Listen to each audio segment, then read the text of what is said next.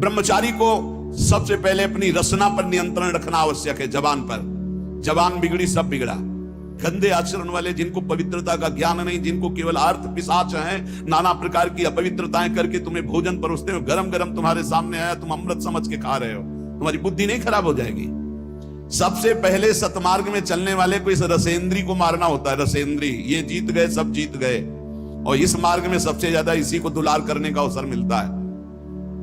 जहां निमंत्रण होगा वहां चक्क होगा, बस को खाओ और चौपट करो अपनी साधना, अपने परमार्थ को चौपट कर दो। खाना ही मृत्यु है और खाना ही जीवन है।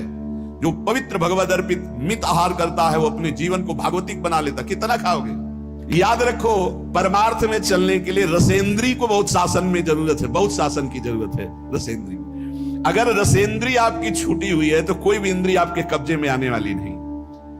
भोजन किया जाता है जीवन रखने के लिए, प्राणों का पोषण। और आप ये समझो, जैसे आप 400 ग्राम अन्न पा लिए तो आपकी जीवनी शक्ति उसमें पचाने में कम लगेगी और आपके चिंतन में ज्यादा लगेगी। 800 ग्राम डाल लिया।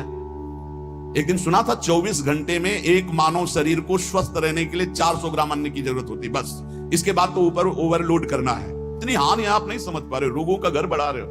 थोड़ा भोजन करो, सात्विक भोजन करो, और ऐसा भोजन करो जिसमें तेल आदि गरिष्ठ पदार्थ ज्यादा न हो, तो आपकी जीवनी शक्ति बढ़ेगी। आप उसी जीवनी शक्ति से भजन करेंगे।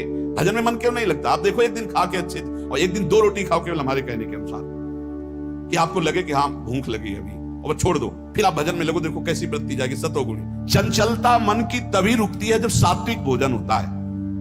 नेत्र की चपलता, बार बार इधर उधर देखना, कानों की चपलता, प्रपंच की बात सुनना, हर इंद्री का ब्रह्मचर्य हमें चाहिए। तो बहुत लाल मिर्च वाला गर्मा गर्म ये ब्रह्मचर्य के लिए सब हानिकारक। उत्तेजक भोजन नहीं, उत्तेजक दृश्य नहीं, उत्तेजक बातें नहीं, तभी संयम से चला जा सकता है। प्रतिदिन एकाग्रता पूर्वक कुछ सदग्रंथों का स्वाध्याय सबको करना चाहिए, सत्संग सुनना चाहिए, परम पवित्र महाभागवतों के चरित्र पढ़ने चाहिए, सरलता पूर्वक विश्वेश्वर भगवान की प्रार्थना, उनका नाम जप करना चाहिए।